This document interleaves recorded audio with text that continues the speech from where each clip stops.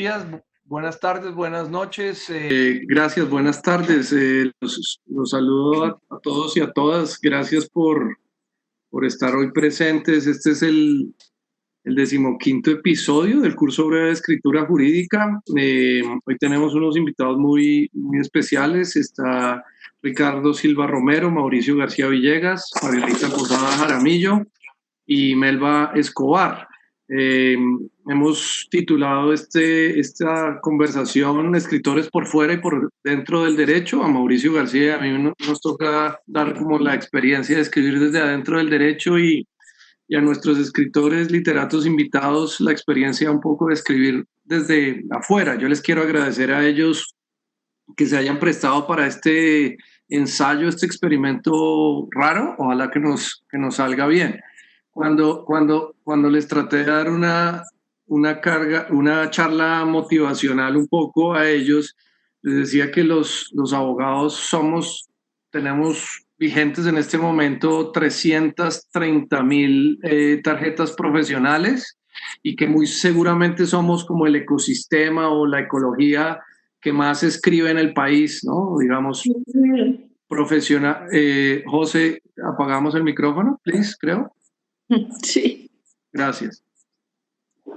Entonces somos una ecología de mucha gente, escribimos mucho, escribimos las historias de los conflictos que les pasan a unas personas, que reclaman a otras, no solamente en foros judiciales, sino también en el armado de negocios, etcétera, etcétera. Mandamos reclamaciones, cartas, derechos de petición, acciones de tutela, contestaciones de demanda y el infinito mundo además de piezas procesales. En esto se discute, digamos, los negocios y los conflictos que hay en el país. Desde siempre nos hemos llamado una profesión de letrados.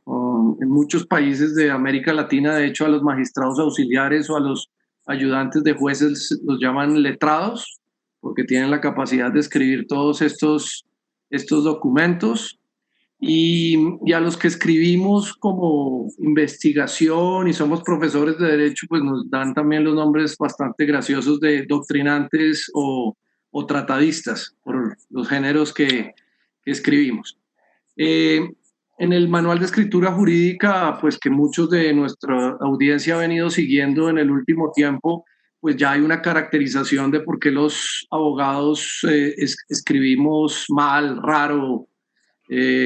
Como les comentaba a ustedes, pues escribimos con unas oraciones muy largas, un promedio de 52 palabras por oraciones, que tienen la tendencia, por lo tanto, a ser párrafos unioracionales. Uno de cada dos párrafos de los que hemos encontrado son unioracionales. Un promedio de 52 palabras por oraciones, pues realmente que tienen la tendencia excepcional, donde nos gustan no solamente los términos técnicos del derecho, sino casi todas las variaciones elegantes de las palabras, más un lenguaje que es pesado por las jerarquías judiciales y como por esa especie de pragmática de la deferencia y de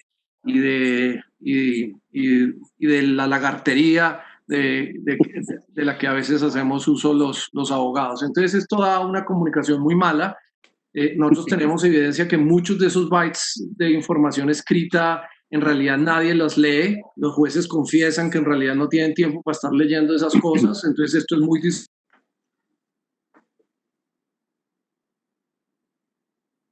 escrita. En realidad nadie los lee. Especie, los jueces confiesan que en realidad no tienen tiempo para estar leyendo esas cosas. Entonces esto es muy rara, muy endogámica y muy tóxica. Y pues la idea de este conversatorio es saber si le echamos un poquito de aire fresco desde otras formas de escritura. Los abogados confiesan que están leyendo muy poco por fuera del derecho, entonces su intoxicación es masiva, digamos, tienen unas cargas enormes de virus de mala escritura porque no nos damos descansos para desintoxicarnos en la escritura creativa o en la simplemente espacios para recrearnos un poquito por fuera de nuestra escritura profesional. Entonces, esto es una especie de introducción a manera de calentamiento muy breve. A mí me gustaría, sin ponerles ninguna limitación, que cada uno de ustedes hablara un ratico, si quieren corto, unos 10, 12 minutos, y si me dejan yo les voy haciendo algunas preguntas en la medida en que estén hablando, y lo haría, si quieren, empecemos con Melba. ¿Te suena? Sí, pues yo estuve leyendo las perlas que ustedes coleccionaron como de algunos términos jurídicos y de algunas piezas y digamos que sí, me sorprende mucho que a menudo uno siente que el derecho piensa que entre mayor distinción hay en el léxico, pues mejor es, ¿no? Como más sofisticado, más elevado, hay como un cierto estatus en un lenguaje muy críptico que no podemos entender la mayoría de los ciudadanos, casi como si se legislara solo para abogados, ¿sí? Que es lo que a mí me resulta muy difícil a veces porque digo, seguramente hay unos documentos y unos textos, yo qué sé, técnicos o académicos que son en efecto solamente para los abogados. Pero pensaría uno que en términos generales la expectativa es que las leyes, como son para todos, las debemos cumplir todos y entender también todos, ¿no? En ese sentido, hay algunos aspectos que me llaman la atención, como por ejemplo cuando uno está aprendiendo a escribir narrativa, hay unas máximas que son fundamentales, como un poco menos es más, ¿no? Como entre menos palabras, más se pueda decir, es mejor, y muchas veces uno siente que en el derecho es todo lo contrario, ¿no? Es como usemos el mayor número de palabras posible para decir lo menos que se pueda o algo o lo más confuso, ¿no? Entonces, es curiosa esa relación. Yo entiendo que hay muchas cosas que son técnicas y deben ser de ese modo, pero me impresiona realmente como la radical oposición en esas maneras de asumir la escritura, ¿no? Mientras que la narrativa, como les digo, para la narrativa la economía en el lenguaje es una norma máxima, es algo que uno aprende desde muy pronto en escritura creativa, creo que se opone muchísimo a la escritura jurídica. Lo mismo con la sencillez descriptiva, que es algo que para uno como periodista o como narrador es fundamental. Y creo que además todo eso siempre está acercándose de alguna manera justamente como a compartir una comunidad con los lectores de comprensión, pero también de alguna manera de hacer del lenguaje un puente, ¿no? Para llegar al otro, para que tengamos algo en común que nos permite estar hablando el mismo idioma. Me parece muy interesante esta iniciativa que están teniendo por eso mismo, porque yo sí creo, como bien lo dijo Diego, que el lenguaje jurídico tiende a ser ininteligible para la gran mayoría. Si uno por alguna razón acaba en un juzgado, no hay que ir tan lejos, en una notaría misma, uno se puede volver loco escuchando las cosas que están leyendo en voz alta. Y me parece que además en un país que ya de por sí es excluyente, es desigual, es inequitativo en todo, en la educación, en el ingreso, en todo, es muy injusto que también el derecho ahonde aún más esa división entre los ciudadanos cuando debería más bien propender por reducirla, ¿no? Entonces, pues eso es un poco lo que quiero reflexionar sobre el tema. Melba, oye, ahí en la Casa de Belleza hay un párrafo, te lo voy a leer brevemente. Dice, el fiscal se aclara la garganta antes de continuar. Significa que se está estableciendo, le está respondiendo a Consuelo Paredes, que es la madre de una muertita que hay en tu novela, ¿cierto? Entonces, el fiscal se aclara la garganta antes de continuar. Significa que se está estableciendo una matriz de investigación según la cual se define un programa metodológico para iniciar las labores de inteligencia, añade, alzando una ceja. ¿Y eso va a ser cuándo?, pregunta la señora. ¿Qué cosa, mi señora?, le dice el fiscal. Las labores de inteligencia que realizan de acuerdo al programa metodológico que se define con base en la matriz de investigación. Repites el mantra, ¿no? Porque se ha vuelto ya una cosa técnica y donde la señora está más perdida que el hijo de Limber.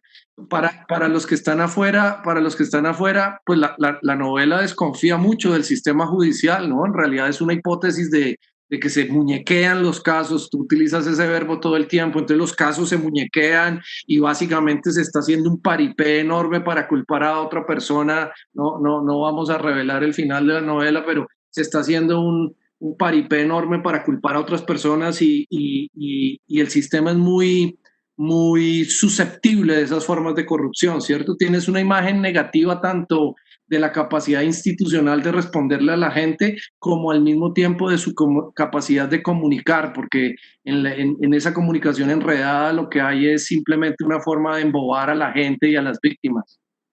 Yo creo que hay algo que compartimos narradores y abogados, es la claridad de que el lenguaje es una herramienta muy poderosa. Uno consigue cosas con el lenguaje, ¿sí? El lenguaje es un poder, y un poder que uno puede usar de muy distintas maneras para alcanzar un objetivo particular. Y quizá en lo que somos muy distintos a veces es en el objetivo mismo que tenemos con el lenguaje. Pero creo que en el caso que estás leyendo tú de la novela, es claro que de alguna manera es imposible responder, uno se pierde en el lenguaje, en lo que está leyendo este fiscal, es casi que imposible refutarlo, porque es tan enrevesado, es como una manigua donde se vuelve muy difícil. Si fuera una frase concisa y certera, uno podría tener un debate, ¿no? Como que de alguna manera esto anula la posibilidad de una discusión. Entonces yo creo que a veces lo que me he preguntado es si eso se hace deliberadamente o si es también algo que tiene que ver con lo que en mi caso percibo como un aislamiento del derecho, que siempre ha estado como muy encerrado en sí mismo.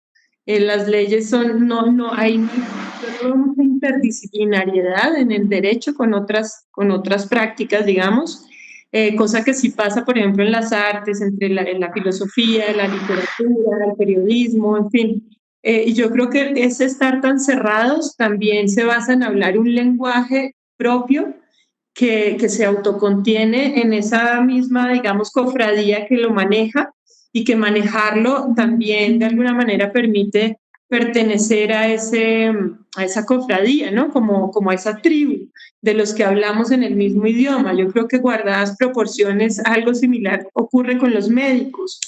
Recuerdo que hace unos años tuve un trabajo muy interesante con un hospital que querían que les ayudara justamente a que los médicos aprendieran cómo hablar un lenguaje que fuera más asequible para los pacientes. Era un hospital pues de origen muy popular, muy grande, y hubo que hacer como todo un trabajo con los doctores para que les pudieran entender qué era lo que realmente estaban tratando de decir. Oye, les quiero hacer una pregunta a todos, pero el caso de Melba me permite como dirigírselo a ti, y es, los abogados escribimos muy lento, las cosas ocurren muy lento, y especialmente tu novela va a traer ese anglicismo, una profluencia, un avance realmente vertiginoso, porque hay que avanzar rápido. No sé qué dirías. Una de las cosas que yo noto en la escritura y en la prosa jurídica es que no avanza, que no somos profluentes, sino acaso retrofluentes. Es como un río estancado que se echa para atrás.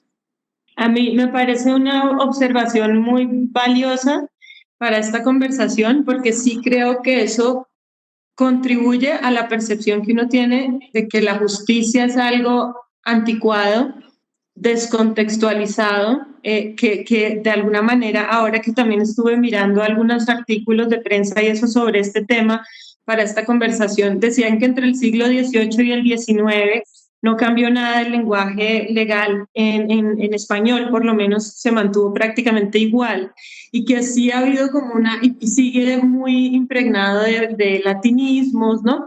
Como que ha habido una falta de movilidad y de renovación, que uno sí puede verla en muchas otras disciplinas, donde los lenguajes han ido cambiando y transformándose, y sin embargo en el derecho permanece como muy estático. Y yo creo que tiene que ver con eso que tú dices, que es un arcaísmo que quizá uno, pues sí, uno hoy en día si lee Don Quijote de la Mancha, entiende que eso fue escrito en el 2020. Lo que es muy confuso es que muchas de las leyes podrían haber sido escritas en el siglo XVIII, pero fueron escritas ayer, ¿no? Ahí hay como una falta de movilidad que es bien particular. Muchas gracias, te agradezco mucho. Mauricio, tú eres un autor muy respetado en derecho, para que tomes un poco la voz cantante de los que escribimos dentro del derecho, un intelectual muy respetado, pero que al mismo tiempo pues hace mucho tiempo eres al mismo tiempo un ensayista, un intelectual público que le ha huido un poco a la prosa del derecho, aunque entiende y conoce el derecho para tratar de escribir un poco más libre y más ensayísticamente. No sé qué quisieras decir al respecto. Gracias, Diego. Yo quisiera empatar con lo de Melba. Estoy de acuerdo con casi, pues, con todas las apreciaciones que ha hecho, pero quisiera empezar por la última. Yo creo que el lenguaje intrincado, técnico, inaccesible para el común de la gente es muchas veces un refugio de la mediocridad. Los abogados, y eso tiene que ver con vos, Diego, conoces esto mejor que yo, tiene mucho que ver con nuestra tradición. Los abogados en la tradición continental están llamados, o mejor dicho, los educan para que digan cuál es la norma vigente, cuál es la ley vigente, cuál es la norma que se aplica al caso que les piden. En los Estados Unidos y en el mundo anglosajón, pues no es así. Los abogados en el mundo anglosajón lo que intentan es encontrar como la solución más razonable para un problema, para un caso. Son como ingenieros de los problemas. Y claro, en la solución de ese caso, pues la ley y las normas cuentan, pero no es solamente un asunto jurídico. Y entonces los abogados en los Estados Unidos aprenden desde la universidad misma a relacionarse con la gente de ciencias sociales, y no solamente con la gente de ciencias sociales, sino con otras disciplinas, incluso de ciencias naturales. Y eso hace pues que tengan que utilizar un lenguaje ordinario. En Colombia, en cambio, cuando los abogados están en grupos, y eso es muy común, cuando los abogados están en grupos interdisciplinarios, como muchas veces no entienden bien los problemas y no encuentran la solución, pues muchas veces se refugian en un lenguaje técnico para dar la impresión, mejor dicho, para mostrar que saben, pero sin aportar mucho a la solución del problema. Entonces, y yo creo que eso se ha agravado porque los abogados, digamos, hace 50 años, como tenían quizás esa áurea tal vez falsa, pero bueno, que tenía algún sentido de ser intelectuales sociales, digamos, leían más. Vos dijiste ahora que los abogados leen poco. Yo creo que eso es una de las cosas que se ha perdido, que el abogado antes leía más. Tenía un poco más la pretensión de ser un intelectual o de ser un personaje público que sabía un poco de todo. Los abogados de hoy saben mucho, pero de normas, de textos, y se refugian en ese conocimiento técnico un poco para no ser confrontados. Ahora, yo quisiera, pues, en defensa también de los abogados, decir que eso es un problema que pasa también en las ciencias sociales. O sea, el lenguaje técnico de los antropólogos, de los sociólogos, de los psicólogos, es algo también insoportable. Y yo creo que en las ciencias sociales en general se han vuelto incomprensibles, porque además por un fenómeno epistemológico que quizás todos ustedes conocen, que es el posmodernismo. Entonces se ha juntado el posmodernismo y la subjetividad en las ciencias sociales con la idea de que uno puede decir cualquier cosa. Y yo quisiera también decir que esto es un problema que viene del bachillerato. En otras tradiciones, y sobre todo en los países desarrollados, en los Estados Unidos y en Francia, que digamos, es donde yo conozco mejor, a los niños, sobre todo desde que empiezan el bachillerato, se les enseña, hay una materia que es writing o la disertación, que empieza y que es como matemáticas, que es una cosa transversal que ven todos los años y que es muy, muy importante, y que dura 5 o 6 años, en donde se practica permanentemente a escribir, a reescribir, a corregir, a tachar y hacer eso que dice Melba, que es totalmente cierto, que es a construir un lenguaje un poco más eficiente, esa idea de que menos es más, de tratar de decir las cosas con menos palabras y a tratar de decirlas en el lenguaje ordinario, que eso es otra cosa, que es, digamos, un tercer elemento o cuarto, no sé, es esta cosa de que yo no sé por qué sea de unos años para acá, o yo no sé si eso siempre ha existido, se tiene la impresión en mucha gente de que el lenguaje intrincado es más bonito, o que el lenguaje complicado es más elegante, o incluso más inteligente. Yo creo que los profesores deberían inculcar justamente lo contrario, de que el lenguaje más bonito de todos es el común, es el ordinario, es el lenguaje simple, es donde más elegante y más bonito se puede hablar. Entonces yo creo que es un problema que no solamente afecta al derecho, sino que es un problema que viene desde la enseñanza colegial. Gracias, Mauricio. Me gustaría pasar brevemente a Ricardo. Se ha insistido mucho, Ricardo, como en la relación peso-potencia en los textos, ¿no? Es como si los abogados escribiéramos cosas muy pesadas, pero con poca potencia, que avanzan muy lentamente. En tus escritos, bueno, y yo creo que en los escritos de muchos de ustedes hay como la capacidad de unas oraciones que se vuelven memorables, que fácilmente califican como epigramas y son citables por la calidad epigramática que tienen, por su relación peso-potencia. En Río Muerto hay una que, no sé, por citar alguna de uno de uno de tus protagonistas en la novela, porque el arrojo se va agotando también, como la oscuridad se va esfumando y se va poniendo gris hasta volverse sensatez y volverse cobardía, en el momento en que los personajes están como sufriendo los dolores que cuenta la novela. No sé si quisieras hablar de eso o de alguna otra cosa. No, estaba justamente escuchando con atención lo que decían Melba y Mauricio, y estaba tratando de compararlo con mi experiencia, que tiene mucho que ver con los abogados, porque mi familia, mi único hermano y mi mamá son abogados. Entonces, creo que los veo con cariño obligado, me toca verlos con cariño, mejor dicho. Pero los veo como los personajes de Chespirito, de los... Dígame, licenciado. Eso, dígame, licenciado, como una especie de personajes como el doctor Pardito, del Chinche. Es decir, les tengo un cariño especial a todos estos personajes diciendo, siga doctor, por favor, doctor, todo el tiempo esta cosa formal, todas las reuniones terminan con himno nacional, en fin, esta situación de eso, de gente súper formal. Yo veo a mi mamá todavía escribiendo memoriales y eso pues no se entiende absolutamente nada. Son eternos, son textos de 100 páginas, enrevesados, eso sí, con mucho amor por el trabajo, muy entregados. Uno siente pues que disfrutan mucho poniendo la palabra otro sí, por ejemplo. No sé, me parece una cosa muy, muy pintoresca, muy conmovedora, y no les tengo rencor de ninguna manera, aunque sí me parece que aquí la única profesión que tiene sentido en un país como este, construido como está para fracasar constantemente,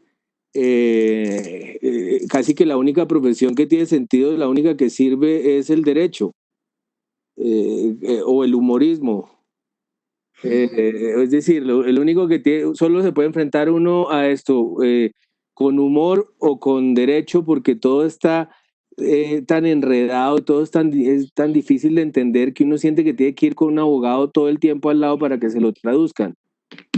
Entonces, eso era lo que estaba pensando mientras los escuchaba. Me parece que una vez uno supera el cariño inevitable, pues porque mi hermano y mi mamá son abogados, también tiene algo de siniestro esto, de necesitar abogados, y cada vez que le llega a uno alguna cosa medio de la DIAN o de alguna cosa de alguien que lo amenaza a uno con algo de juzgados o de notarías, pues uno entra en pánico y siente la necesidad de que lo cuide un abogado. Entonces, eso estaba pensando así como por encima, pero también estaba pensando que a pesar de que tiene mucho que ver con eso, con el bachillerato, con que luego en la universidad nadie le enseñan a escribir mejor tampoco. La gente puede graduarse de la universidad sin saber escribir y, por ejemplo, contar una historia, que es tan importante en el caso del derecho. A pesar de que sí creo que hay un problema estructural, una necesidad de llenarse de palabras, de llenarse de conceptos que ningún otro lenguaje domina, también creo que hay un problema de fondo que es un problema narrativo que no habría que despreciar, más allá incluso, más importante que lograr escribir escuetamente o con precisión. Me parece que tampoco están bien contadas las historias en las sentencias, en los fallos, que tampoco la justicia tiene vocación narrativa, vocación dramática, no en el sentido de ser efectista o de servirle pues a la sociedad como espectáculo, sino vocación dramática en el sentido de saber contar algo con su principio, con su medio y con su fin, y de tal modo que uno entienda lo que se está contando en esos términos, como se entiende una historia. Me parece que de cierto punto de vista uno podría pensar que la justicia es la puesta en escena de la verdad que se estaba buscando, y no se da del todo, se da ese amasijo de frases y de conceptos, eso de frasecitas en latín y todo esto, que hacen opacas las historias, las verdades, y dejan pues la ambigüedad como estaba en el principio. Entonces, sí. A mí me gustaría ahí decir algo sobre lo que está diciendo Ricardo de los latinismos y como de cómo eso puede llegar a opacar la claridad muchas veces sobre lo que decía antes Diego. Me parece que la educación también sí se ve muy permeada por ese esquema, ¿no? Y me pregunto hasta dónde en un país como este eso no está en relación con nuestra historia, de alguna manera con una historia donde ser letrado era estar vinculado al poder, era estar vinculado al gobierno, el escritor era también el que se volvía embajador o el que se volvía ministro, o el que había siempre como un lugar para el letrado, un lugar especial, privilegiado, como una suerte de aristocracia, en donde el mismo hecho de no ser comprensible y no ser 100% inteligible era un privilegio, porque los ponía en ese lugar de exclusión y de élite, digamos, que yo creo que hoy en día uno lo ve mucho cuando viaja a bibliotecas públicas, cuando lo invitan a colegios, que todavía hay muchísimo como esa distorsión en muchos maestros, en muchos lugares, de pensar que el lenguaje, entre más rimbombante, entre más enrevesado, entre más excesivo, ese es el lenguaje literario y ese es el lenguaje educado. Y que la persona educada es la que sabe realmente hablar así. Entonces yo creo que también hay un tema social que es como un tema asociado con el privilegio, ¿no? Con una especie de ascenso, de aspiración social que es el llegar a ser como, ¿no? Y uno ve muchos maestros que a veces ni se les entiende muy bien qué están diciendo, pero simulan un lenguaje jurídico, incluso en sus clases de español, en distintas escuelas del país, Y finalmente lo más triste de esto es que lo que hacen es distanciar justamente todo lo contrario, distanciar a los estudiantes de la noción de que las historias es algo conectado con el afecto, con el desarrollo de la sensibilidad, con lo que nos hace humanos también, con lo que nos conecta. Entonces, en vez de conectar, ahí lo que está haciendo el lenguaje es todo lo contrario, mandar a la gente lo más lejos posible de esa posibilidad de conexión, ¿no? Yo creo que por eso también somos un país tan mal lector, porque en la mayoría de escuelas el lenguaje, la lectura, la narrativa, la filosofía están asociados como con castigo, con regaño, con verticalidad, con memoria, con examen, y no con encontrarse con otras realidades o comunicarse bien y entenderse mejor.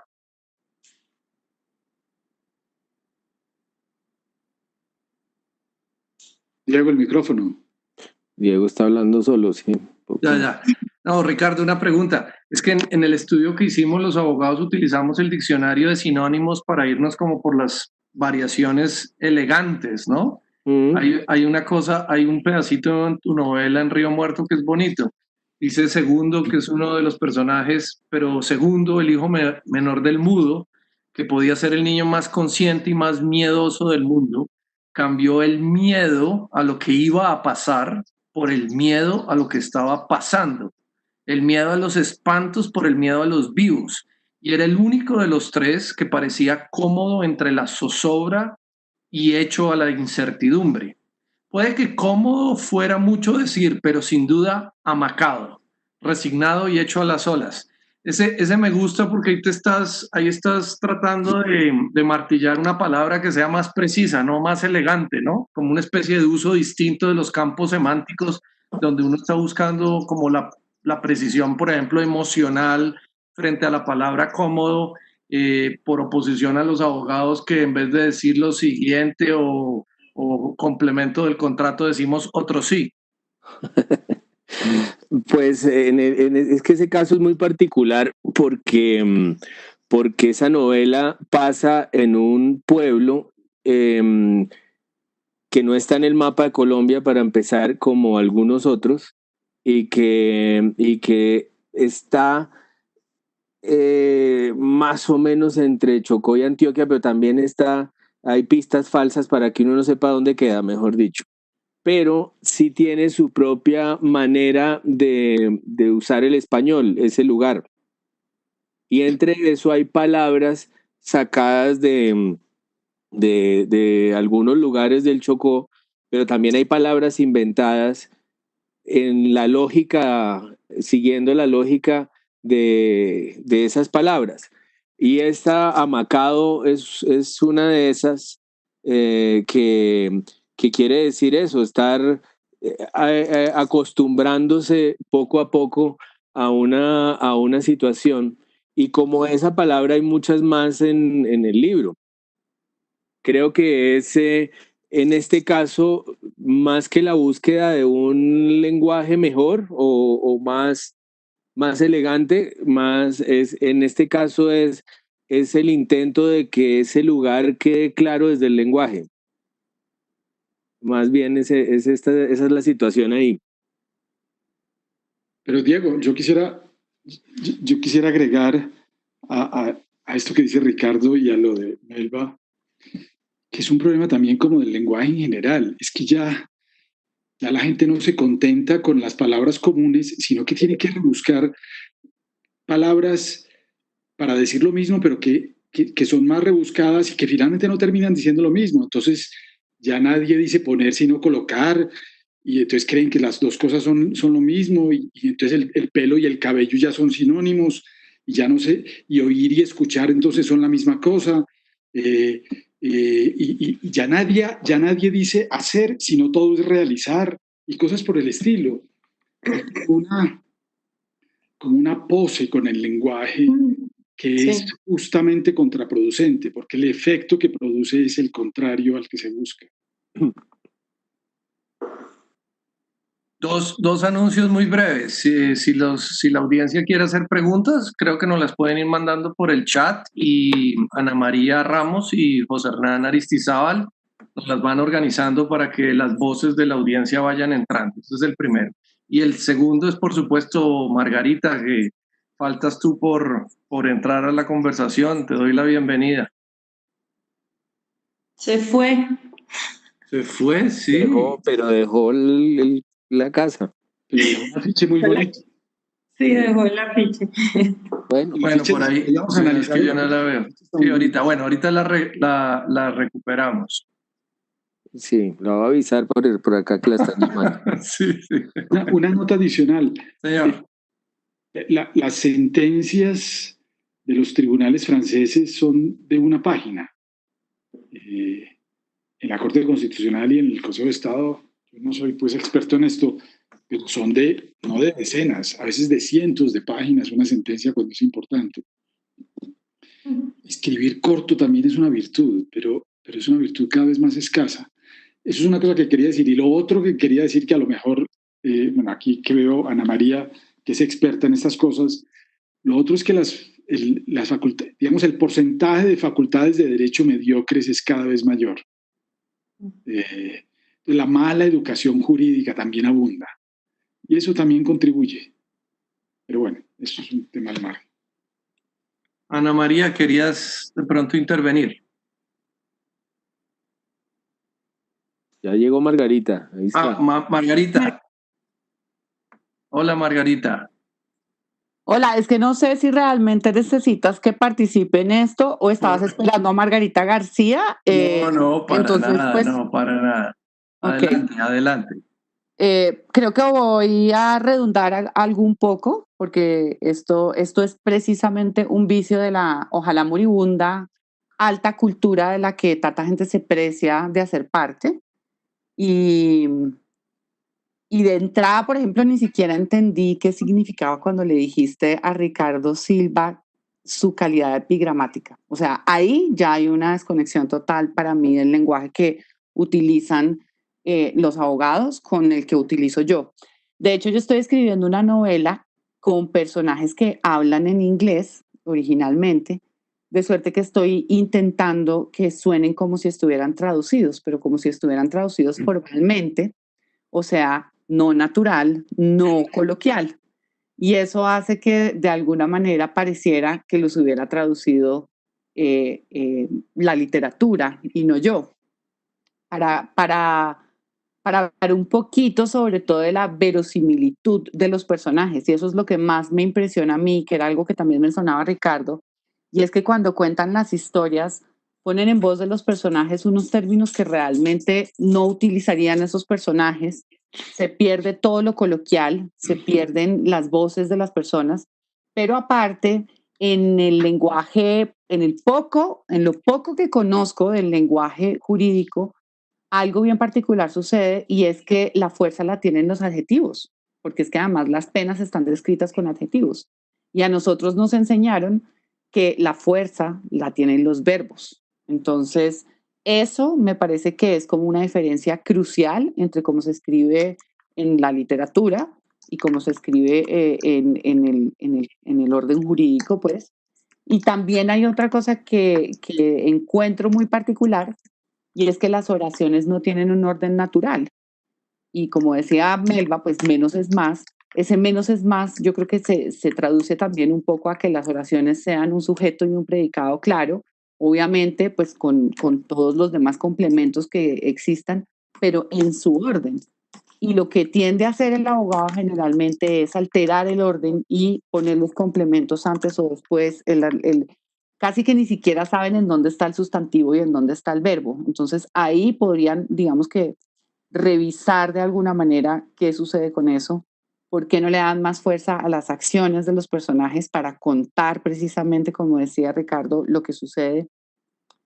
Dejar de lado, por supuesto, el exceso de los conectores, pues que es una cosa bastante impresionante. Y yo estaba pensando cuando ustedes hablaban de la manera de escribir, que no tiene que ver tampoco ni con ser minimalista ni con ser barroco, pues yo creo que de todas maneras a todos los estilos de escritura, no importa en qué ámbito, el literario o el jurídico, pues a uno le puede gustar más ser o renacentista o barroco, como definía, por ejemplo, Bölfling, que eran todas las estéticas que persigue el ser humano. A cada renacimiento le sigue un barroco. Y yo creo que uno podría escogerlo y que incluso hay escritores que son muy barrocos en su forma de hacerlo, pero que no lo hacen sin darse cuenta, que es lo que le sucede a los abogados. Lo hacen a propósito. Entonces ahí también pues hay un valor y es como que sea a propósito.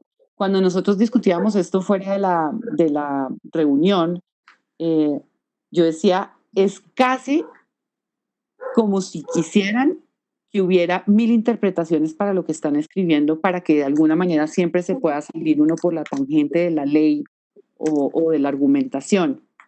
Entonces, pues es curioso que si un abogado está defendiendo a alguien para que suceda algo, pues entre más escueto, menos posibilidad de interpretación va a dejarle o a sus contrincantes o a la ley. Y en ese orden de ideas, pues sería bastante más útil para los seres humanos, ¿no? Porque no habría manera de interpretar de 200.000 formas una ley y salirse siempre por la tangente o buscarle la excepción a la norma.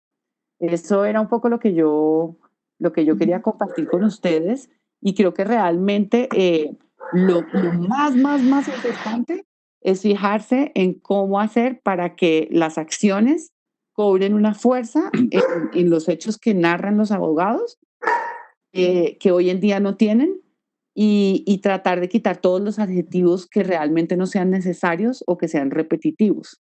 Y lo mismo con el orden natural de las oraciones, y es que generalmente debe ir un sujeto, un predicado y sus complementos después. Gracias.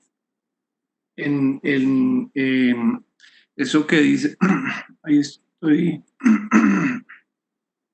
Eso que dices es muy importante. Una de las, una de las cosas que más vimos en las muestras es que los abogados no mantenemos el orden natural, ¿no? Hay mucho hipérbato, entonces siempre empezamos como con alguna frase subordinada que incluso se lleva como la posición de énfasis natural al comienzo del texto, del párrafo, y no mantenemos como el sujeto y el verbo principal. Y luego es cierto, digamos, los adjetivos son muy importantes, incluso la repetición adjetival, como haciendo más esfuerzo, más énfasis a través de la repetición de adjetivos es tremendamente frecuente, como si en eso estuviera en el volumen y no en la sustancia de lo que se dice, estuviera el centro del ejercicio persuasivo ante el juez, ¿no? Entonces son escritos con muchos adjetivos, con repetición frecuente entre ellos, tanto que hay pares y triadas que son más o menos estándar en la escritura jurídica y sí, con mucho desorden no se arranca con el sujeto y no se mantiene el orden natural de las oraciones. Te había ofrecido la palabra, Ana María, si querías intervenir.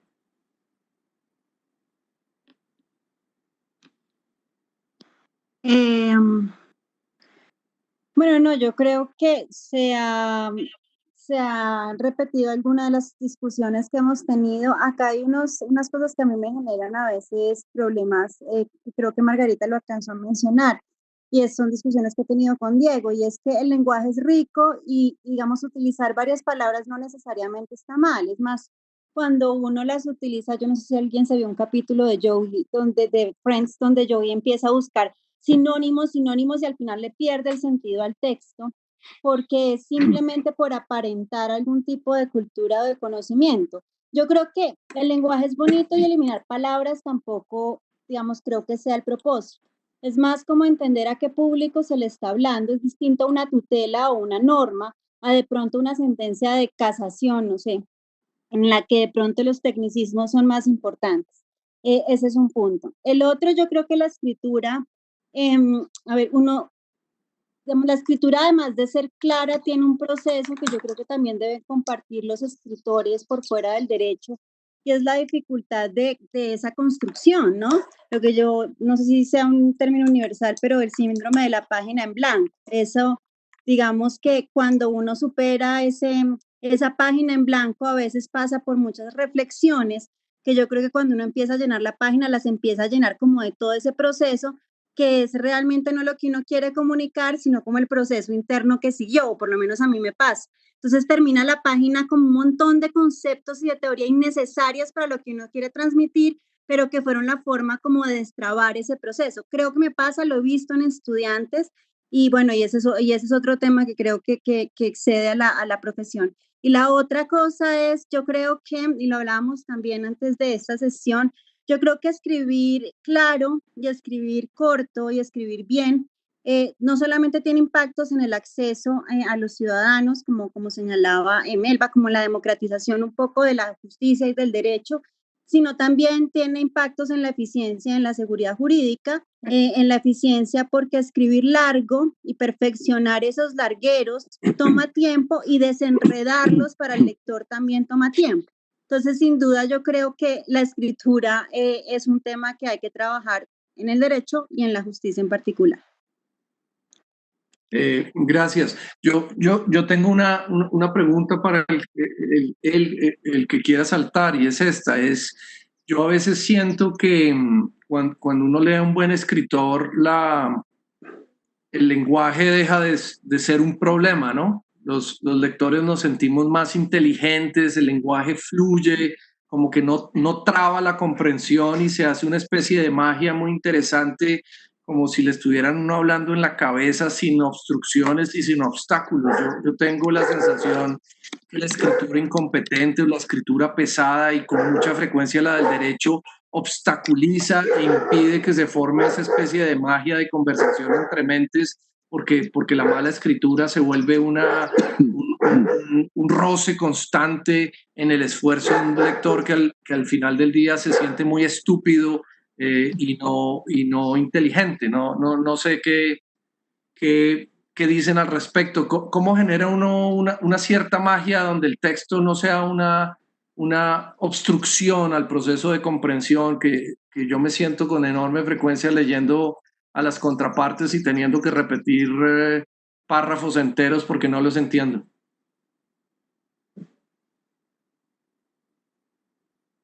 Pues yo creo que hay que inculcar la idea de que mejor dicho, hay que hacerle cambiar a la gente el concepto de belleza en el lenguaje y no pensar que la belleza está en lo intrincado, ni en lo confuso, y sobre todo en que la gente trate de hacer del lenguaje una pose. Creo que Ortega y Gasset decía que el buen escritor era que la claridad del lenguaje era la cortesía con el lector. En Colombia tenemos una cantidad de escritores que no son corteses con el lector, que desestiman al lector, que no tienen en cuenta al lector. Yo mismo, o sea, yo estudié en una tradición intelectual que es el postestructuralismo francés en ciencias sociales, que era tremendamente intrincado y difícil.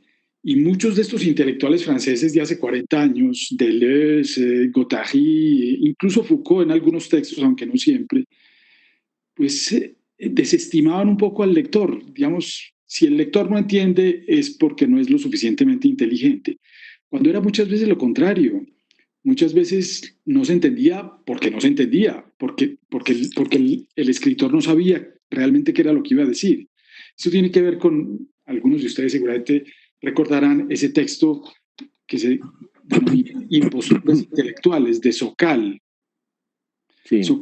Sokal tomó para burlarse de los posmodernos, tomó unos textos de distintos autores y con ellos hizo una especie de collage y lo presentó en una revista importantísima en los Estados Unidos, de peer review, pues con todas las de la ley para evaluar artículos, y finalmente le terminaron aceptando ese artículo, y cuando le aceptaron ese artículo, después denunció la falacia del proceso de evaluación, diciendo que ese artículo no quería decir nada. Y a partir de eso escribió un libro, ese libro que hizo escándalo, que se llama Impostores intelectuales. Y yo creo que eso no es de los abogados, eso está en las ciencias sociales. Pero yo creo que el derecho se ha contaminado un poco de ese vicio, de las ciencias sociales también. Yo tengo una gran admiración por lo que hizo Carlos Gaviria. Y hace poco escribí un pequeño librito que se llama Virtudes Cercanas, en donde hablo de la vida de Carlos y hablo de 8 personajes y cada uno de esos personajes tiene una virtud, y la virtud de Carlos, a mi juicio, era la claridad. Carlos era abogado también, por supuesto, como ustedes saben. Carlos tenía ese gran mérito de abominar la confusión. Y a mí personalmente me sirvió mucho la amistad con Carlos, porque yo escribía, sobre todo en las épocas de doctorado, yo escribía, digamos, de una manera poco clara, por decirlo menos. Y yo creo que esa es una gran virtud. Mostrar que en el lenguaje ordinario y en el lenguaje común no solamente está lo más elegante y lo más bonito, sino lo más lúcido y lo más claro. Gracias, Mauricio. Es como un cambio de perspectiva. Yo no sé, a los estudiantes hay que mostrarles, que aprecien el verbo hacer, que no tienen que decir realizar. Pero no, me refiero a una palabra, pero lo mismo podría decir de cantidades de frases.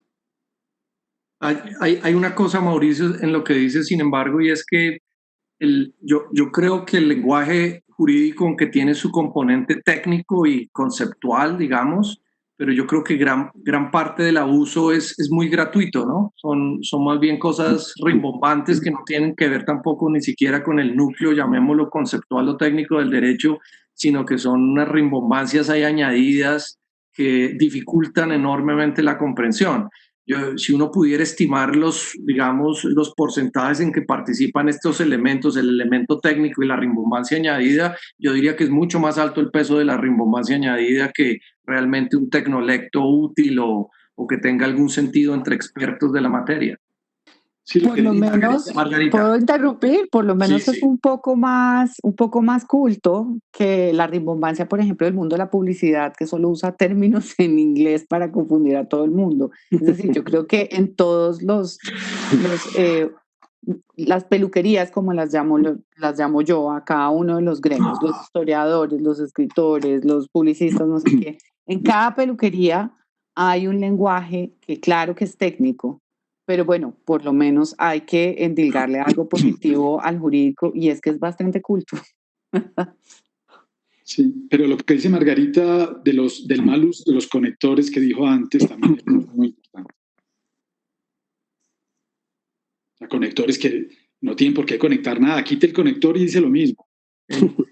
Es como si existiera la regla que todos los párrafos, incluso cada oración, tiene que ir con un conector más, y por ejemplo, uno que le encanta a los abogados, ahora bien, o sí, pues bien, o pues, y no solamente ni siquiera son todos los párrafos, con enorme frecuencia son todas las oraciones dentro de los párrafos, ¿no? De hecho, yo he leído textos en inglés con conectores que no conozco ni siquiera en español, pero pues de eso también debe ser por falta de cultura mía, pero que es hereafter, que dicen mucho los textos. Mucho, sí. ¿Qué es? Más adelante en este texto. Hereafter. Una cosa que le enseñan mucho a los niños en el colegio, en otras partes, es a dudar del orden de las oraciones en un párrafo y de los párrafos en un texto. Entonces, un párrafo tiene 5 oraciones. Entonces, un ejercicio muy útil es decirle, bueno, enumere las 5 oraciones y piense si la número 1 no iría mejor de 5, 3 de 4. Y muchas veces los niños encuentran un orden que es distinto. Y lo mismo en los párrafos. Entonces, uno de los grandes problemas de los textos jurídicos es el conductor.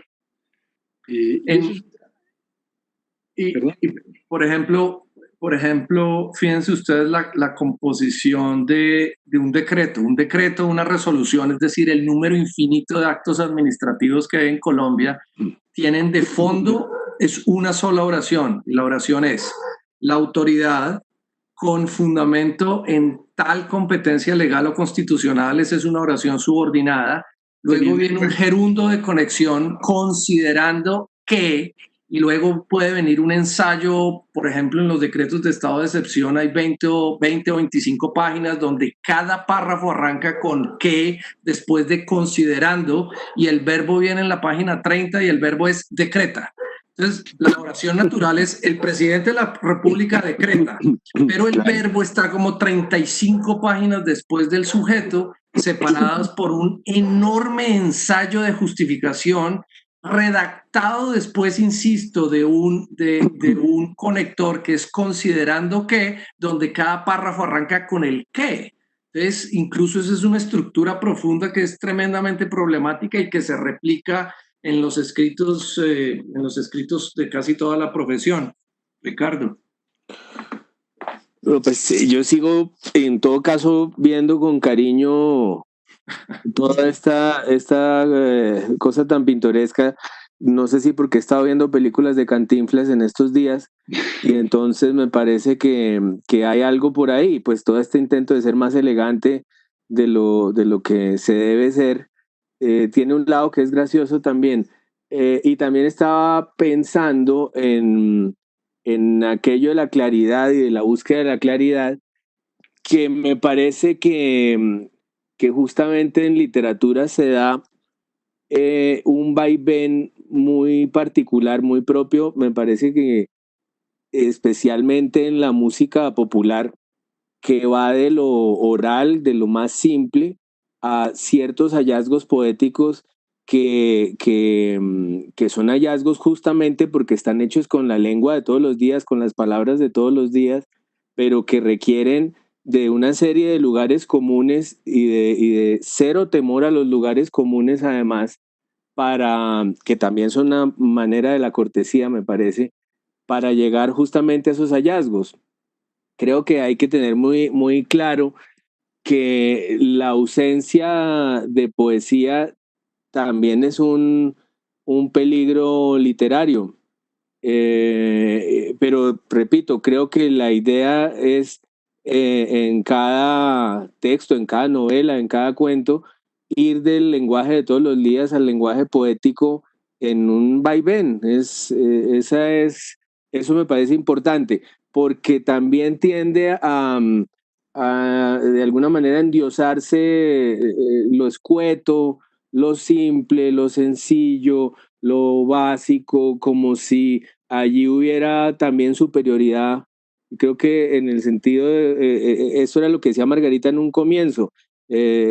Alguien puede terminar siendo barroco o simple y justamente lo que hay que estar viendo son las intenciones del texto, y cada texto se las anuncia uno desde el comienzo, para dónde va, van a ser las reglas de su juego, cuáles van a ser sus voces, cuáles van a ser sus estrategias.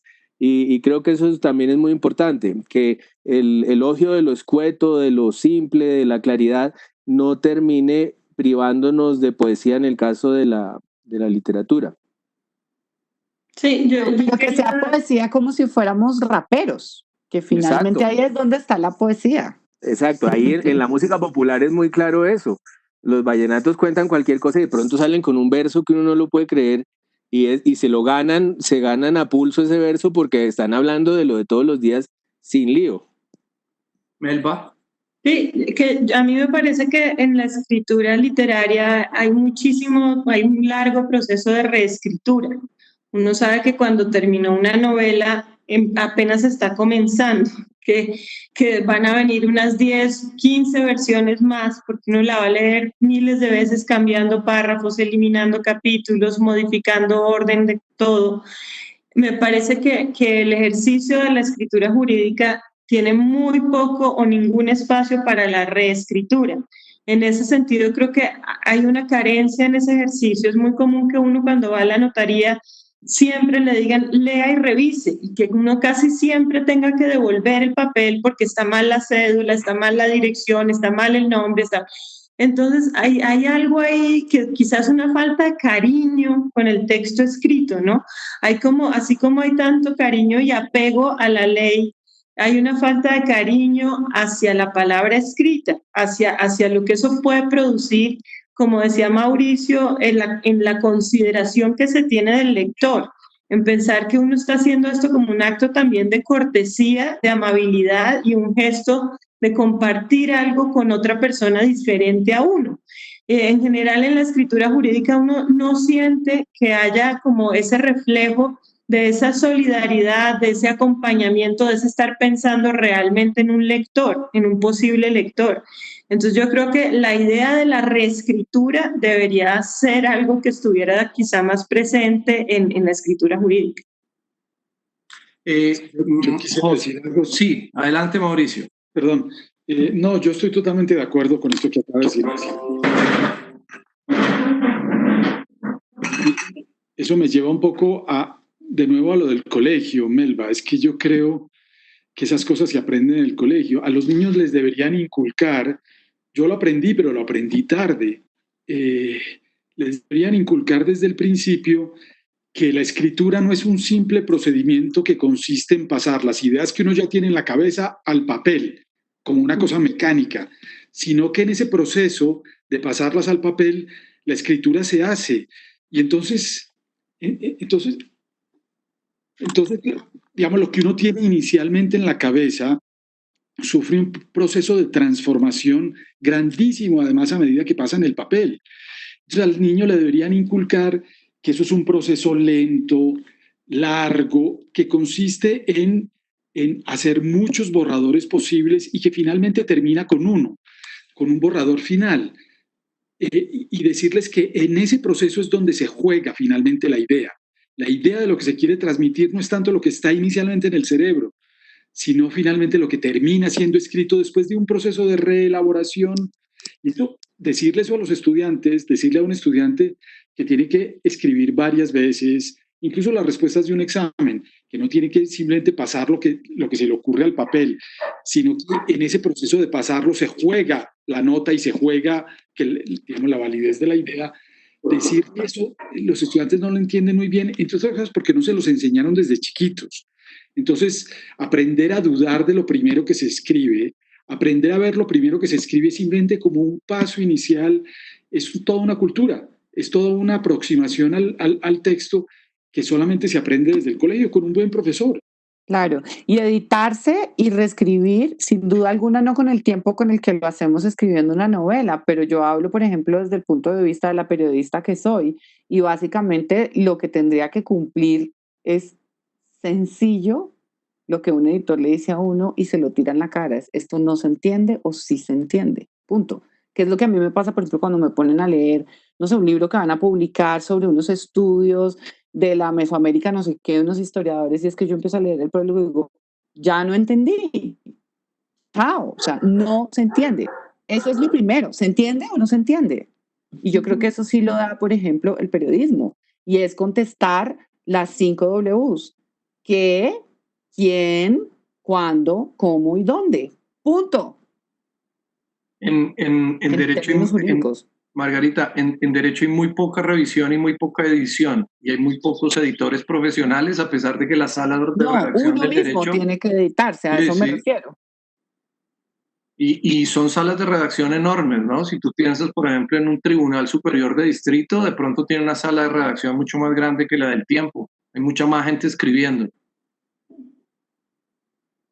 Quería preguntarle a José Hernán si tenemos preguntas de la audiencia, José. Juana María.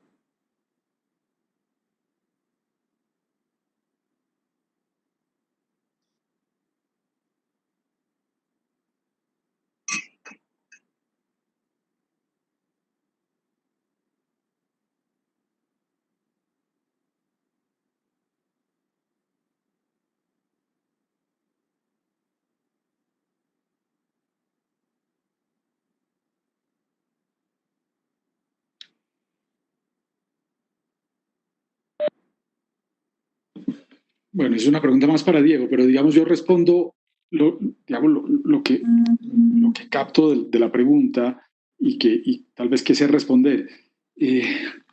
Digamos, un buen texto, y esto es otra cosa que es muy útil enseñarle a los niños, un buen texto es un texto que no tiene ni carreta ni vacíos, o sea, ni cosas que sobran, ni cosas que faltan.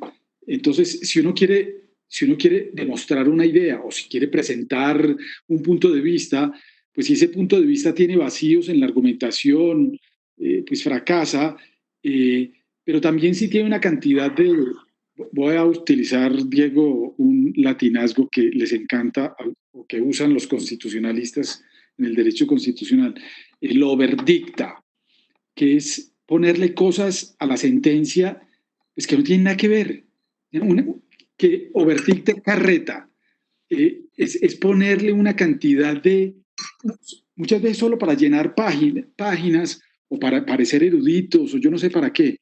Entonces hay que evitar las dos cosas. Ahora, es posible que, como decía Ana María hace un momento, que eso cambie según el tipo de juez o el tipo del derecho. Una de las cosas que yo aprendí cuando era magistrado auxiliar de la Corte Constitucional fue algo que aprendí de Ciro y de Eduardo Cifuentes, y es que ellos decían, aquí un buen juez lo que trata de hacer no es decir, bueno, yo he oído a las partes, he oído sus argumentos y finalmente, después de haberlos oído, la decisión correcta es esta según la Constitución y la ley y las normas del derecho internacional, etcétera, etcétera. No, ese no es un buen juez constitucional. Un buen juez constitucional, decía Cifuentes, es el que oye a una parte y le pregunta o trata en su sentencia o en su escrito de sacarle el mejor argumento posible a lo que dice. Y después mira el otro argumento y y los pone como a dialogar en abstracto, uno con otro, hasta que finalmente la verdad va saliendo por sí sola. No es el juez autoritativo o de autoridad que dice la verdad es esta como un oráculo, sino que es el que pone a dialogar los argumentos y el que va llevando la argumentación hasta el punto en que el lector finalmente sabe que la respuesta correcta, si es que existen respuestas correctas en el derecho, es tal.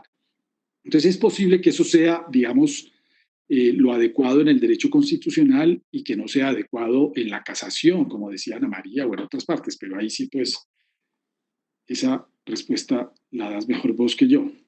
Yo le agradezco a Margarita que está poniendo un atardecer hermoso. Y tengo una pregunta para todos, para que no desestimen un poco nuestra conversación. ¿Cómo se escribe bien, pero cómo se escribe rápido cuando uno tiene una carga judicial enorme? ¿Eso se aprende o está uno necesariamente condenado a escribir piezas muy exquisitas o a no escribir? Insisto, como frente a una objeción obvia que nos haría nuestra audiencia, es que no estamos escribiendo una novela, tengo que sacar 4 sentencias esta semana, muy seguramente una tutela diaria, cosas por ese estilo. A todos, al que quiera saltar. Yo quisiera hacer la salvedad y repetir un poco que también pueden tomar elementos y herramientas del periodismo que se escribe día a día y con bastante afán, con bastante más afán que el que uno quisiera, por supuesto, pero también hay que entender que hay cosas que son de un poquito más de largo aliento. Entonces es también aprender a escoger cuáles son los textos que son como correr 100 metros y cuáles son los textos a los que uno les va a dedicar el tiempo que es como correr una maratón y entrenarse para una maratón, ¿no? Sí. Ahora bien, Margarita, un escritor incluso cuando está corriendo 100 metros tiene como un dominio básico de la técnica del atletismo, ¿no? Que yo es lo que siento que a veces no hay ni en los 100 metros ni en la maratón jurídica con enorme frecuencia. Ve uno Pues es como simplemente errores en la técnica, más allá de que sea un texto, digamos, bien pensado o la novela definitiva, ¿no? Pues yo creo que nosotros lo resumíamos en varios momentos, tanto Ricardo como Melba, como Mauricio, todos, diciendo un poco que pues hay que saber como cuáles son los componentes o la estructura de una narración completa o cuál es la estructura, por ejemplo, algo que uno quiere comunicar para que quede claro exactamente quién, qué, cuándo, dónde, cómo. Esas cosas son muy útiles y a pesar de que suenen muy elementales, son herramientas de las que uno debería echar mano siempre que escribe algo. Y preguntarse, ¿quedó claro o no? Gracias. Yo creo que la clave es, lo que toma tiempo no es tanto escribir, sino tener las ideas claras. Y aquí pues esto me acuerda de la famosa frase de Madame de Sévigné que dice, si hubiera tenido más tiempo te habría escrito una carta más corta. O sea, muchas veces cuando la gente no tiene tiempo escribe mucho. Muchas veces es más difícil escribir una columna de una página que escribir 5 páginas con las mismas ideas un poco revueltas, y en fin. Entonces el problema no es tanto escribir mucho, sino escribirlo bien. Eso es lo que quita tiempo. Melba. Sí, estoy de acuerdo. Estoy de acuerdo con lo que han dicho y creo que en efecto a veces lo más difícil es saber exactamente qué se va a decir y que muchas veces se desconoce que el proceso de escritura inmediata de la idea que se tiene no la está transmitiendo instantáneamente de la manera adecuada, que eso toma un poco más de trabajo, un poco más de lectura, un poco más de tiempo, incluso bajo la presión que se tenga, como bien decía Margarita, las salas de prensa trabajan bajo presión, pero aún bajo presión siempre hay tiempo de hacer una segunda lectura y de revisar si los términos pueden o no ser los adecuados. Yo creo que el abogado quizá le falta dudar un poco más de su propio proceso de escritura y suponer siempre que hay un lector al otro lado con el cual quiere ser compasivo y cortés y empático, ¿no? Ponerse en los zapatos de un lector que no necesariamente es un abogado. Una pregunta para todos, también en el orden que quieran. Frente a unos abogados que necesitan también leer un poco por fuera del derecho para salirse de ese ambiente tóxico de su prosa profesional, ¿qué recomendaciones de lectura harían? ¿Qué libros, qué novelas, qué cuentos son interesantes y provechosos como para ver en otros autores cosas interesantes? ¿Qué le dirían ustedes a un grupo de abogados para mantener ese nexo como entre literatura y derecho? Yo les recomendaría mucho que lean novela negra y que lean sobre todo novelas que están basadas en personajes que incluso de contrición. Entonces, pues ahí están, yo no sé, Herman Miller, por ejemplo, pueden leer a Patricia Highsmith, pueden leer, es que hasta Agatha Christie, ¿me entienden? Que muestra y cuenta los detalles y muestra como ahí está el meollo del asunto, lo que quiera que sea, y se va por muchos detalles porque los necesita y los abogados los necesitan, los detalles. Pero empezar como a construir además una tesis, creo que también es muy importante, que fue algo que no dijimos, y es construir una tesis antes de comenzar cualquier argumentación. Es qué quiero decir ahí, que era lo que decía Melba. Entonces sí, yo les recomiendo eso, les recomiendo El adversario, por ejemplo, del francés Emmanuel Carrère, que es sensacional, y como que ahí también pueden ver que uno sí se puede engolosinar con eventos dramáticos y con una cantidad de causales y detalles, pero que de alguna manera están contados, como decía también Melba, otra vez redundamos, pues como con aprecio por quien va a escuchar la historia. Ricardo, que no. Pues yo creo que siempre es útil leer literatura infantil.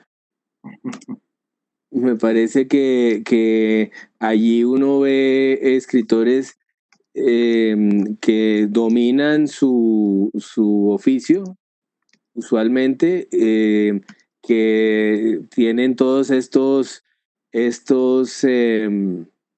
méritos, todas todo esto que se ha estado elogiando está allí, eso, la claridad, la precisión, el humor, la cortesía con el lector, la conciencia de que hay un lector, hay ingenio, hay poesía, bueno, es realmente una literatura en la que es muy evidente si alguien falla, si alguien no lo hace bien, y creo que enseña mucho de cómo construir narraciones, de cómo hacerlas claras, de cómo hacerlas fascinantes.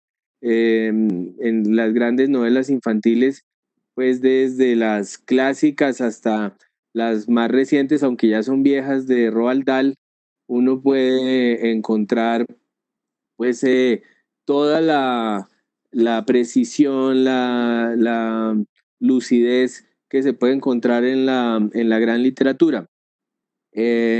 También estaba pensando en lo que se hablaba antes de escribir rápido, y creo que sí es útil el ejercicio de escribir para los medios, para prensa, y uno descubre una cosa en ese ejercicio, y es que a veces cuando uno está muy apurado, tiene que entregar algo en 2 horas, también la manera como lo escribe le aclara lo que iba a decir muchas veces.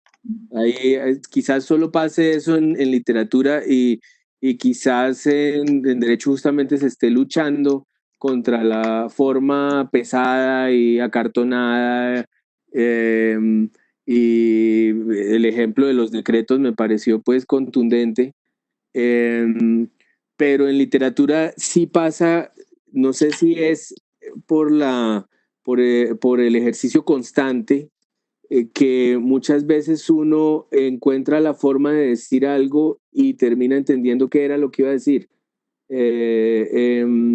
Y creo que eso es algo que puede aprenderse en esa forma de usar el lenguaje. Voy a meter la cucharada para recomendarles un libro que se llama El curioso incidente del perro a medianoche, y está escrito en la voz de un niño con autismo, y es muy interesante precisamente porque muestra todos los equívocos que hay entre lo que una persona dice y lo que otra interpreta. Y aclaren que no es Herman Miller, no, es Henry Miller, perdón. A ver. Pero debe haber algún Herman Miller. Yo una fábrica de cortinas. A mí me gustaría recomendar, hay un ensayo muy bello de Hume en donde hace la diferencia entre 2 tipos de lenguaje, el lenguaje del mundo culto y el lenguaje de la conversación. Y él dice que el lenguaje de la conversación es el que mejor dominan las mujeres. Y cuenta cómo él escribió el Tratado de la Naturaleza Humana pensando en el lenguaje culto, y después se dio cuenta, un libro que tuvo poco éxito, después se dio cuenta de que ese no era el buen lenguaje, y que él lo que debía hacer es con el lenguaje de la conversación. Y entonces Hume mismo dice que es lo que se considera, y terminó escribiendo toda la vida en el lenguaje de la conversación, que es el lenguaje que mejor dominan las mujeres, decía él. Y entonces lo que él dice es, yo quiero ser un embajador del mundo del lenguaje culto en el mundo del lenguaje de la conversación. Y es muy bonito. Gracias, Mauricio. Tus recomendaciones. Bueno, hablamos de él la vez pasada. Culpa es un libro de cuentos que escribe un abogado penalista austriaco que tiene un nombre impronunciable, creo que es como Leopoldo von Schirach, algo así, pero el libro se llama Culpa. Y me parece que es extraordinario porque es también cómo ese lenguaje, cómo esos 2 lenguajes se pueden encontrar, porque yo creo que en el derecho sin duda hay excelentes historias, pero que muchas veces no encuentran las palabras propias para ser comunicadas de la mejor manera, ¿no? Y eso ocurre en este libro. Lo otro que quería añadir es que mucha de la gran novela del siglo XIX pues son novelas prácticamente policíacas, como se puede entender Crimen y Castigo, por ejemplo, de Dostoyevsky, que finalmente pues es una novela policíaca. Luego el género cayó en desgracia y se le dio más bien como un valor de segunda en la literatura, pero la gran novela del siglo XIX es novela policíaca. Y yo creo que es también la novela social, es la novela que habla de los pequeños crímenes y de los pequeños dramas que vive la gente del común. Me parece muy recomendable que los abogados lean de esa literatura. Te hago una pregunta y arranco contigo, pero sería para todos. La Casa de Belleza es una novela policíaca, ¿cierto? Pero yo leía con envidia tu novela porque finalmente tú tienes una capacidad, bueno, al final del día, si la quieren usar o no, de resolver los casos, ¿no? Y demostrar, digamos, si el mayordomo había matado o no a la persona. Los abogados no nos podemos dar ese lujo, ¿no? Estamos en un vacío de incertidumbre mientras que las partes despliegan sus argumentos y como que, llamémoslo, es en serio, ¿no? Aunque sea ficción y sea literatura, nos estamos jugando en serio tratar de decir quién es el responsable de las cosas con unos niveles de incertidumbre brutales que ni hasta la sentencia cierra. Y ustedes, bueno, al fin y al cabo tienen la posibilidad de ser narradores omniscientes que a veces nos imponen las verdades, aunque queden abiertas como posiblemente queda en tu novela, ¿no? Al fin y al cabo hay dos versiones de lo que ocurrió finalmente, ¿no? Entonces, no sé, quisiera que habláramos también de esa incertidumbre y nuestra incapacidad de ser omniscientes para cerrar los casos.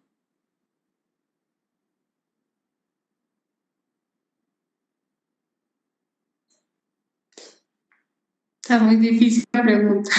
Está buena, está buena. Está muy buena, sí. Bueno, si quiere yo empiezo. Yo quisiera.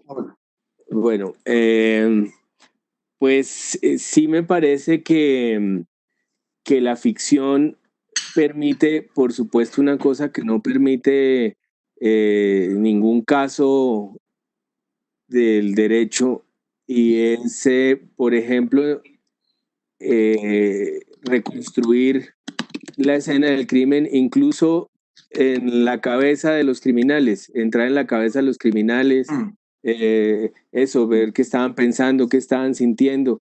Los sentimientos pues son muy difíciles de describir en una sentencia, o las dudas o los recuerdos que están llegándole a la cabeza a un criminal o a una víctima o lo que sea. En mi caso hay una novela que escribí que usa particularmente esta capacidad de la ficción, que se llama El libro de la envidia, que arranca de la hipótesis de que José Asunción Silva no se suicidó, sino que fue asesinado, y la novela simplemente va más allá y reconstruye la escena del crimen, señala a los culpables, incluso se los inventa un poco, y es algo que no podría suceder en una investigación en el derecho, aunque debo decir que en el tema de la ficción habría que entenderla de dos modos. Uno, como los contenidos de ficción, los contenidos inventados, y otra, la ficción como un método justamente para entrar en los demás, para reconstruir más allá y con mayor precisión los hechos desde muchos ángulos posibles. Y creo que el derecho no tiene por qué negarse del todo la ficción, no digo la mentira, sino el método de la ficción para entrar en los asuntos, para comprender mejor lo que pasa en las cabezas de las personas y en las situaciones, en los mismos hechos. Río Muerto es un esfuerzo tan importante de verdad como una sentencia de la JEP, ¿no, Ricardo?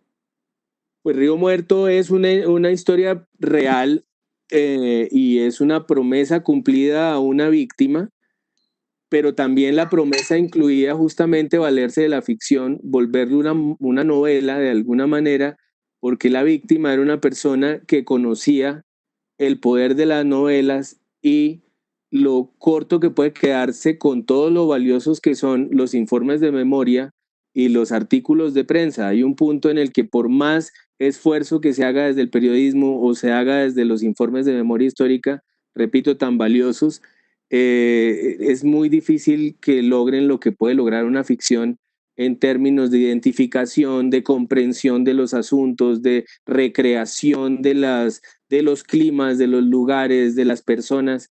Entonces creo, además en términos de sentencias, un intento de tantos que se han hecho en la literatura colombiana desde La Vorágine en adelante, de simular justicia en un país en que hay tan pocas muestras de ello, sobre todo en casos del conflicto y de tantos casos de la justicia colombiana.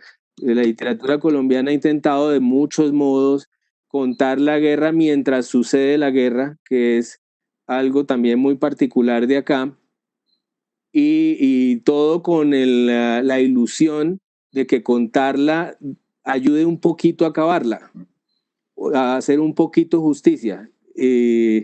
Entonces, la idea de una sentencia adelantada de la JEP me parece muy adecuada. Mauricio, ¿ibas a hablar?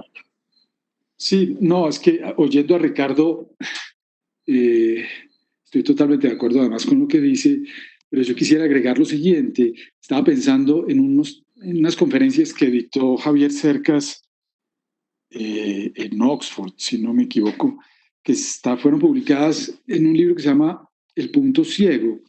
Y en esas conferencias Cercas hace la diferencia entre el lenguaje del político y el lenguaje del novelista. El lenguaje del político es un lenguaje con muchas frases asertivas, con muchas verdades, con muchas claridades y con muy pocas dudas. En cambio, el lenguaje del novelista, y esto tiene que ver repito, con lo que dice Ricardo, es un lenguaje lleno de preguntas, de cosas intrincadas, de cosas no resueltas, que iluminan en buena parte la realidad. Ahora, yo creo que el lenguaje del derecho se parece más al lenguaje del político porque parte de una dogmática que supone cierta, y lo que hace muchas veces es casi que un silogismo, partir de esa norma, la premisa mayor, después el hecho, la premisa menor, y después una conclusión. Pero yo creo que por lo menos en ciertos ámbitos del derecho, por lo menos en el derecho constitucional, algo de complejidad es también útil. Y vuelvo a lo que decía del juez de Eduardo Cifuentes. Digamos, un juez humilde que trata de encontrar todas las aristas de la cosa, que no es ese juez autoritativo o esa autoridad que dice, mire, de acuerdo con la ley y viendo los hechos, la solución es tal, sino que dice, pues aquí hay muchas soluciones posibles o aquí hay, digamos, muchas dudas, y desde el punto de vista de una lógica de lo razonable, la mejor solución es esta. Yo creo que ese tipo de lógica o de aproximación en el derecho también son útiles. El derecho no debería, y digamos en el mundo de los jueces, no debería ser simplemente un problema de silogismos, sino que algo de complejidad, algo quizás mejor dicho, algo de solución razonable y no lógica puede ser útil en el derecho. Ahora, para hacer eso, se necesita cultura, se necesita, digamos, talento, se necesita relacionar el derecho con las ciencias sociales, tener un buen conocimiento de la realidad, se necesita una gran preparación. Por eso es que los jueces deberían llegar a esos cargos después de muchos años de profesión, por lo menos los jueces de las altas cortes, y no como en Colombia, que... ¿sí? Una cosa, Mauricio, y es que, claro, escribir sencillo, claro, no quiere decir ni escribir chabacano, ni escribir superficial, ni escribir lineal, ¿no?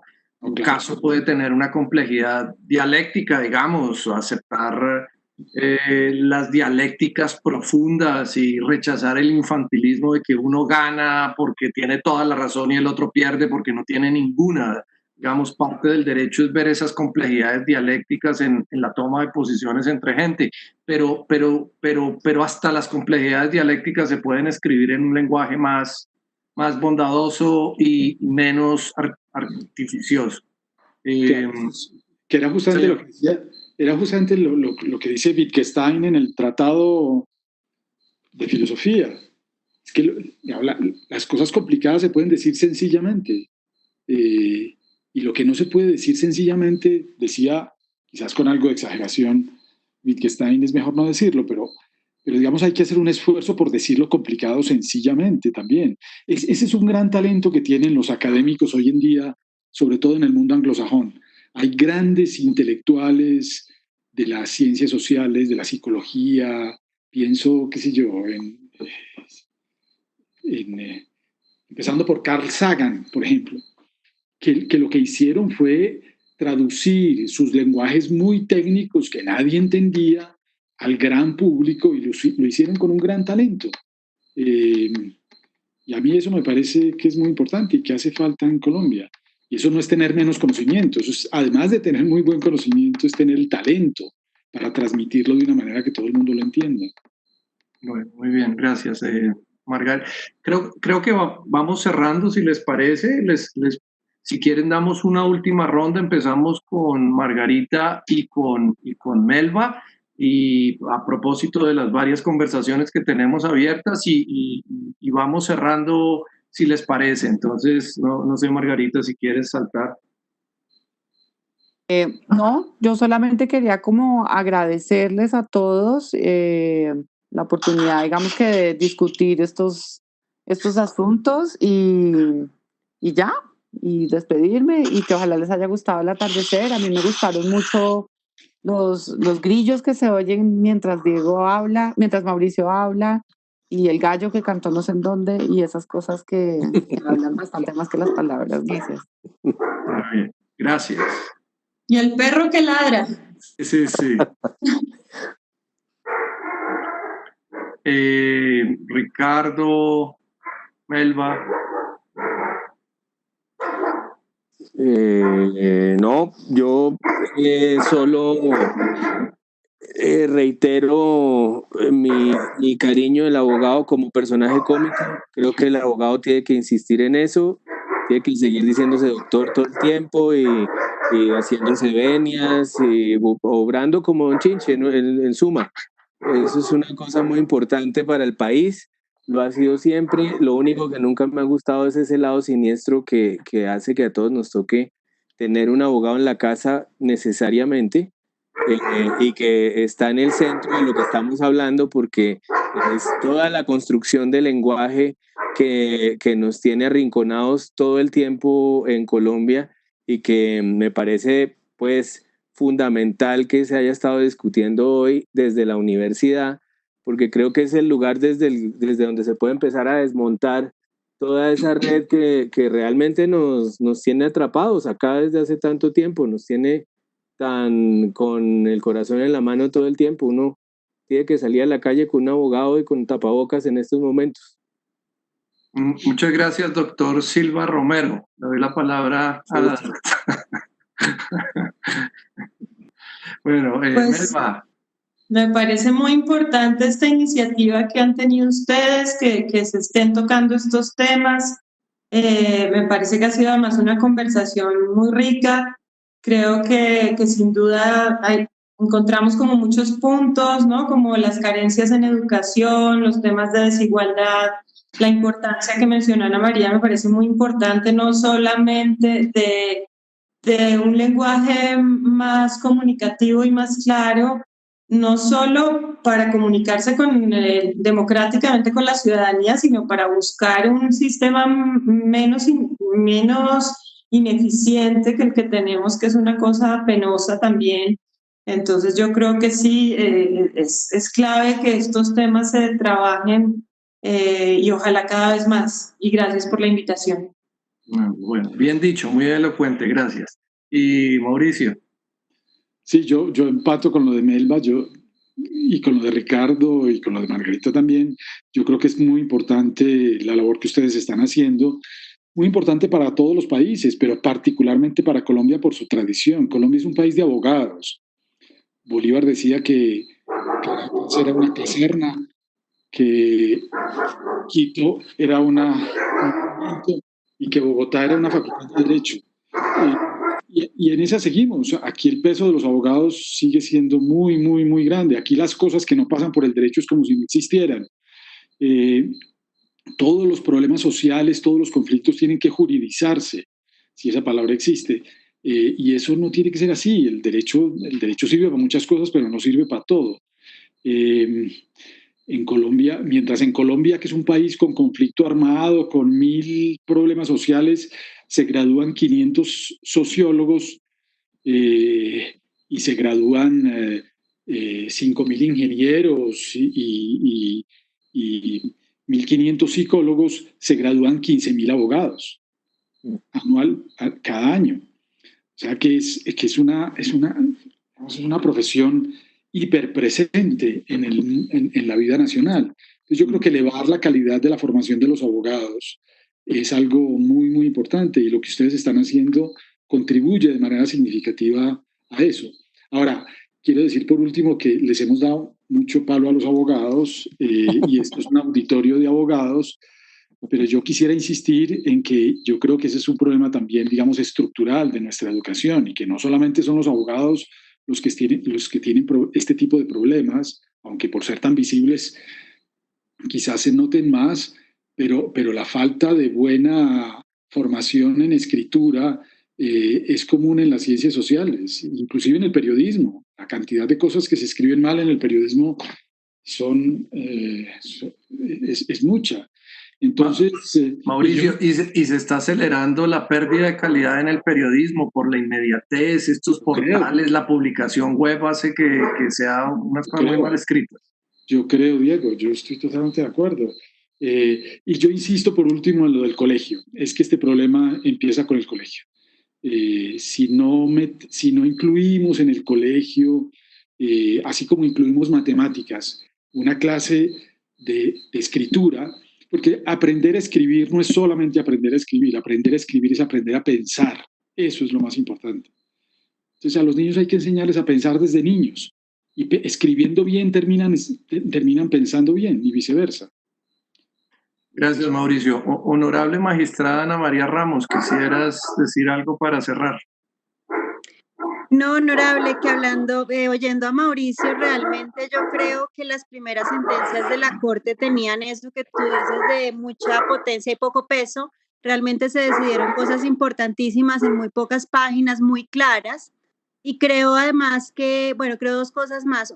La segunda, que también poder escribir de esta manera un poco más corta, más clara y menos rimbombante, depende de que los magistrados y los profesores y los clientes acepten esa forma de escritura, porque a veces ahí es donde se pide más extensión y más complejidad o innecesarios tecnicismos del lenguaje. Y la otra cosa es que yo también creo que la proliferación de información que hay ahora nos obliga a tener una comunicación distinta.